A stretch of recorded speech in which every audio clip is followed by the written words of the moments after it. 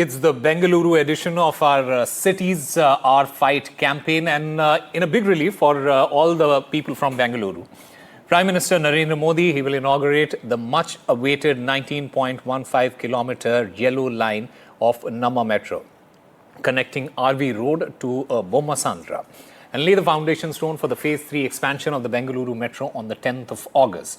In fact, the yellow line, built at a cost of over 5,000 crore, features 16 stations and is expected to significantly ease traffic congestions, especially at the infamously congested Silk Board Junction.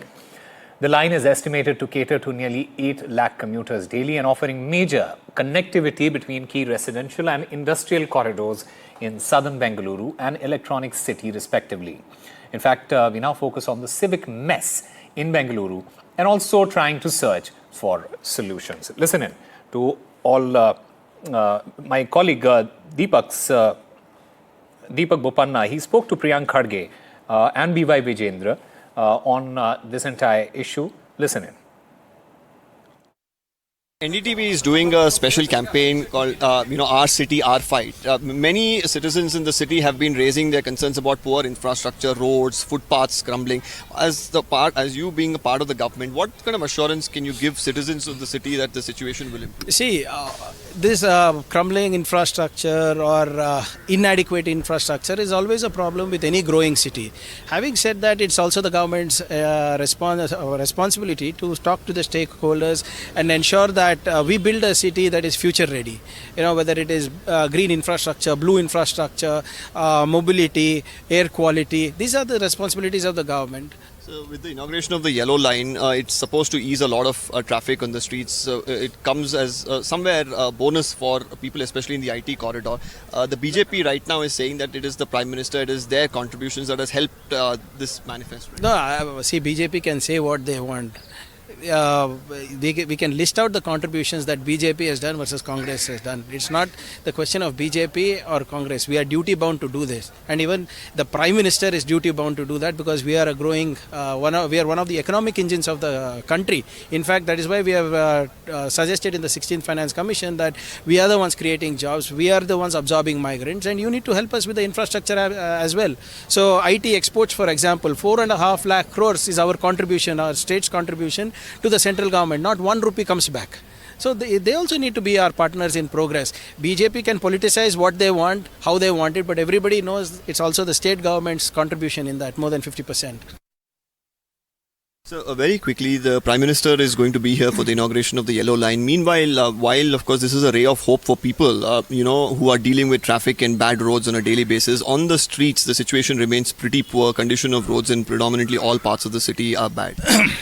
This is a classic example, how the road, you can see the status of our roads. And this is common across Bangalore city. Wherever you go, you hardly find any roads in Bangalore city.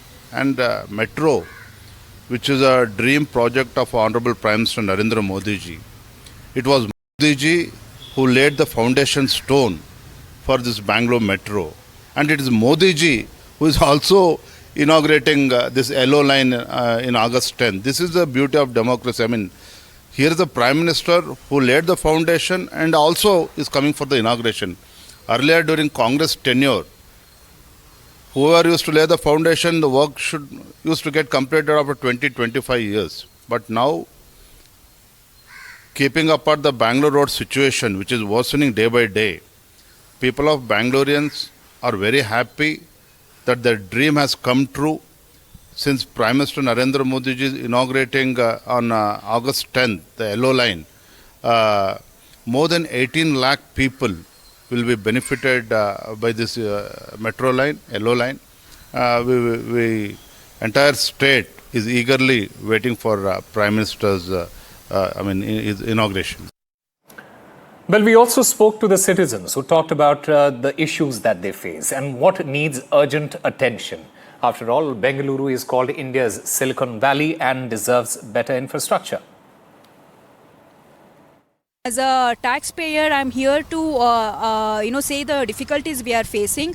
the BBMP RI department and the SWT stormwater drain department, they're definitely not doing justice for the taxes we are paying. You can see the kind of infrastructure we have. This is all completely filled with sewage, and when it rains, this entire area floods. We literally will be soaked in the sewage to reach our offices. We are just 1 kilometer away from the IT hub. This is also called a Silicon City. I'm not sure whether it is called, I rename it a sewage city instead of the Silicon City, because the BWSSB has not given the enough STP in our area. The Sora Unse STP is pending. The Rajkalways connectivity is pending. Rajkalways are filled with sewage, and the Karnataka State Pollution Control Board, they are not taking enough necessary action against BWSSB or whoever is polluting the Rajkalways, and this eventually go to the Vartur Lake. You have to go and see the Vartur Lake, how it is being polluted. When you cannot save the lakes, which is done by our great visionaries like Kempegowda, then what is the city is planning to do, or what the governance is planning to do? This is a big disgrace to the city, to what our leaders have done. So I would say, being filled with so gratitude to this city, to my state, I want to build the city. You please refund the tax. We will hire up people who are high with the consciousness, who are very good at these civic things, and we will build the city. You please refund the tax, and we are done with the governance what is being given from the ages in the city. We want to bring back the glory of what Kempegowda had left. So please do refund the tax. We will build our city. My name is Athav, and at just 12 years old, I've already fallen victim to Balagare's terrible road conditions. Every day, we're getting stuck in jams for minutes at a time, which are turning into hours, wasting time every single day. Now, it's not just about bad roads, is it? Due to constant dust from construction sites, it's leading to severe health hazards. And, for example, first graders are even learning about how to handle sewage and drainage. But look around. It is not being implemented anywhere, and this is due to neglect from all of our civic authorities. My name is Pawan. So I have been residing in Balagare from last 5 years in Shobha Dreammakers. So I am here to protest the bad infrastructure of Balagare. So Mahadevpura constituency, which is the highest tax-paying constituency in the entire India. But you can see the infrastructure here. It is just next to slum. I mean, the slum looks much better than our infrastructure here. There is no roads, there is no drains, no basic infra here, and we all are suffering here. All right, we are currently joined by Mr. Prashant GS, spokesperson of the BJP. We also have Raghu Doderi, the Congress spokesperson, also the chairman, research department in Karnataka Congress. Mr. Raghu, you heard what the people of Bengaluru are saying, especially about the infrastructure and the kind of problems that they face. What is your government doing for them? And because ultimately what happens is everything becomes a credit war, and you blame the BJP blames you. But the people are suffering. People in a metro city like Bengaluru, one of the biggest cities, they are suffering. No, absolutely. I endorse whatever the citizens are complaining. It is purely the mess what BJP had done between 2019 and 2023. So we are just cleaning the mess.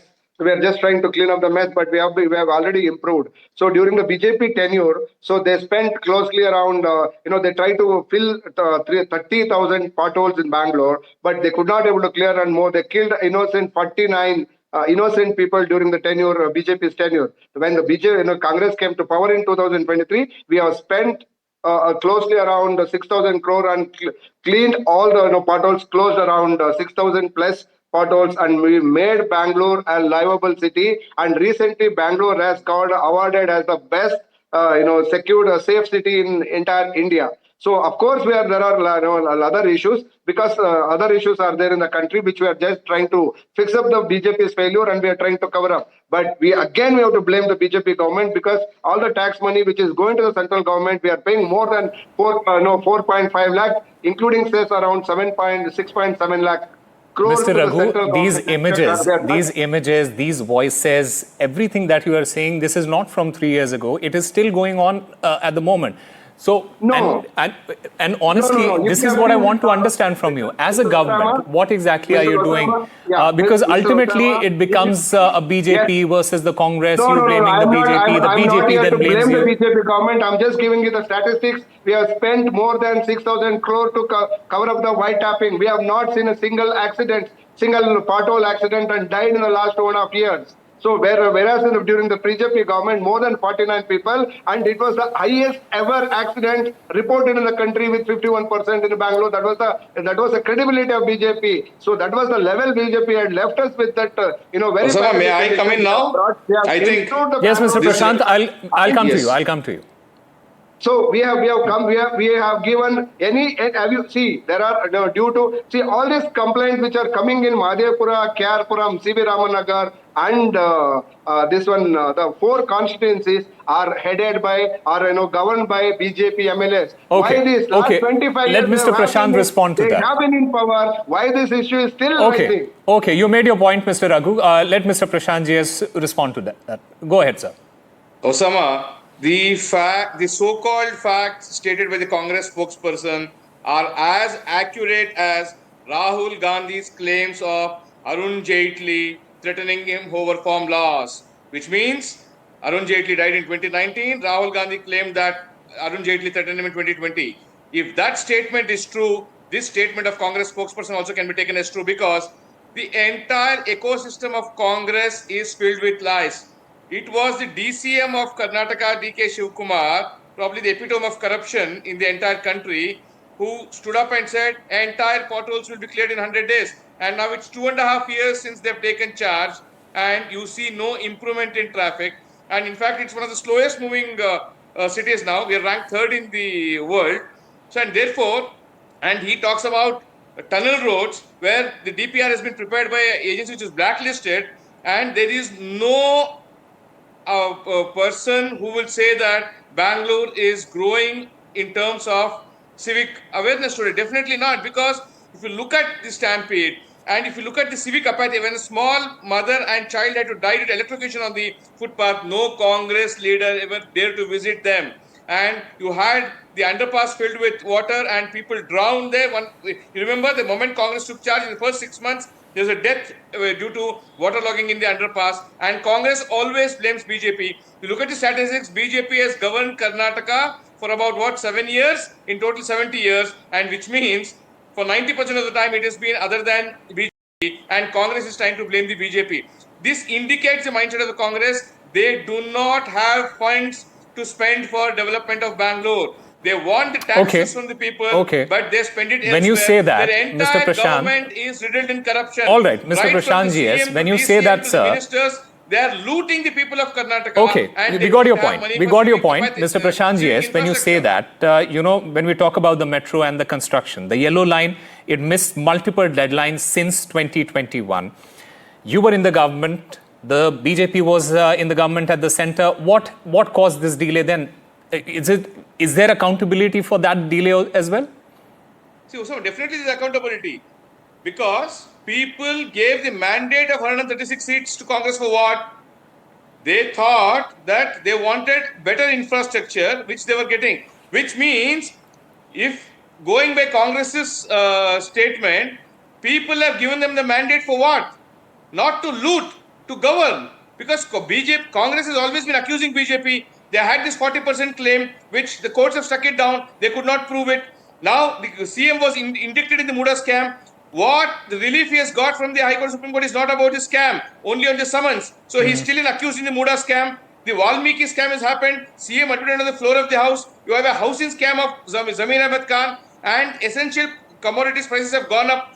With nothing to answer for Congress, they were hoping that Rahul Gandhi will come here and do some tamasha and drama about oath theft, which even the Election Commission reprimanded them, asking them to go to court. When they have nothing else to go, they are blaming the BJP, saying for about 2.5 years or 3 years we were in power, and Congress is now trying to blame that. The entire root cause of every problem is the 3 years governance of BJP. This probably the class 5 student whom you interviewed also will not agree, because the facts by Congress, I repeat, are as accurate as Rahul Gandhi's claims of Arun Jaitley threatening him. Okay, we're running short of time, Mr. Prashant GS and Mr. Raghu Doderi. Thank you very much for being a part of this discussion, because in the end, it's not just about infrastructure, it is also about accountability, whether it is the BJP government in power, whether it is the Congress government in power. And in our cities, our fight, this campaign, we'll keep asking those tough questions. We'll keep asking those questions until every promise made on the metro map matches with the reality on the ground. Time for us to take a small break. We'll be back with more.